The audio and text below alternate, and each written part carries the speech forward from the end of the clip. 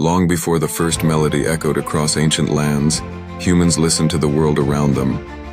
Birdsong, the rhythmic croak of frogs, and the haunting calls of wolves became the earliest blueprints for what would become human melodies.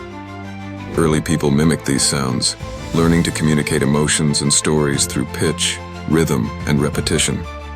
These natural symphonies shaped the way we perceive harmony and inspired the creation of tools to reproduce those sounds, forever linking our music to the wild voices of the natural world.